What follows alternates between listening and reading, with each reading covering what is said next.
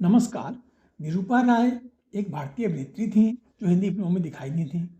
त्रासदी और दुख के चित्रण के लिए प्रसिद्ध रॉय को उनकी अभिनय क्षमता के लिए जाना जाता था और हिंदी फिल्म हल्कों में उन्हें दुख की रानी कहा जाता था। रॉय 1946 से 1999 तक सक्रिय थीं और उन्हें मातृ भूमिकाएं निभाने के लिए जाना जाता था।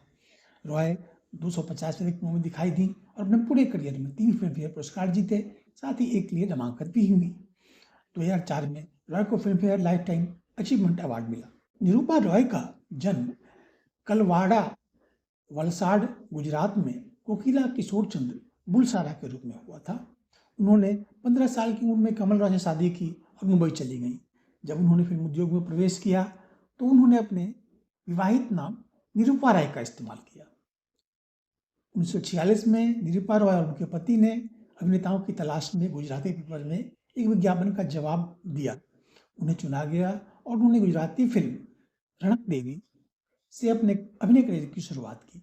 उसी वर्ष 1946 में उन्होंने अपनी पहली हिंदी फिल्म अमर राज में अभिनय किया। उनकी लोकप्रिय फिल्मों में से एक 2 बीघा जमीन थी। उन्होंने 1940 और 50 के दशक की फिल्मों में बड़े पैमाने पर पौराणिक किरदार निभाए।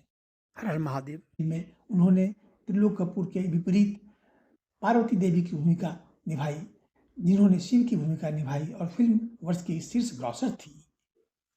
एक देवी की उनकी छवि बहुत मजबूत थी और लोग उनके घर जाते थे और उनका आशीर्वाद लेते थे। उनके सह कलाकारों में त्रिलोक कपूर, जिनके साथ उन्होंने 18 फिल्मों में अभिनय किया, भारत भूषण, बलराज साहनी और अशोक कुमार थे।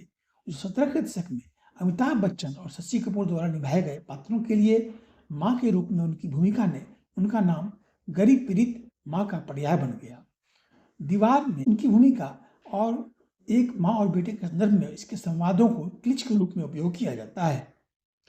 कमल रॉय के साथ उनकी शादी में उनके 2 बच्चे थे, जिनका नाम योगेश और किरण रॉय था।